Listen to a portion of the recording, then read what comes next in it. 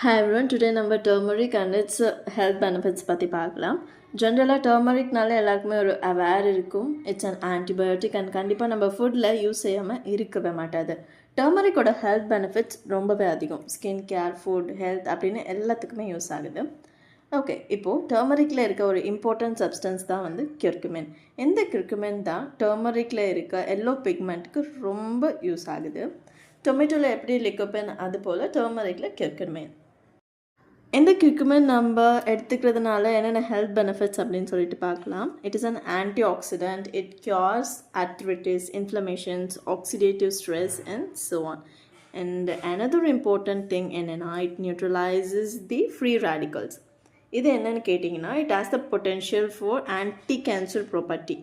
இதுனா cancer cells grow ஆகாமல் prevent செய்யும். அவ்வளோ ஹெல்த் பெனிஃபிட்ஸ் இருக்குது இந்த கிர்குமினில். அண்ட் அப்படியே டர்மரிக் பவுடர் எடுக்கிறச்ச குறைச்சி தான் நம்ம பாடியில் வந்து அப்சர்வ் ஆகும்.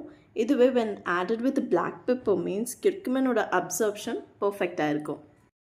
எப்போவுமே நம்ம ஆன்சர்ஸை ஃபாலோ செஞ்சது வந்து எதுவுமே ரீசன் இல்லாமல் இருக்காது. இவ்வளோ ஹெல்த் பெனிஃபிட்ஸ் இருக்க டர்மரிக் டே டு டே லைஃப்பில் நம்ம யூஸ் பண்ணணும் அப்படின்ட்டு தான் டெய்லியுமே நம்ம ஃபுட்டில் ஆட் செஞ்சு நம்ம ஹெல்த்துக்கு வந்து எடுத்துக்கிறதுனால ரொம்ப நல்லது அப்படின்ட்டு சொல்லியிருக்காங்க. பட் நம்ம அதெல்லாம் விட்டுட்டு பீஸா, பர்கர் அப்படின்னு போகிறதுனால லைஃப் ஸ்டைல் டிசீஸுமே வந்து நிறையா அக்கர் ஆகுது.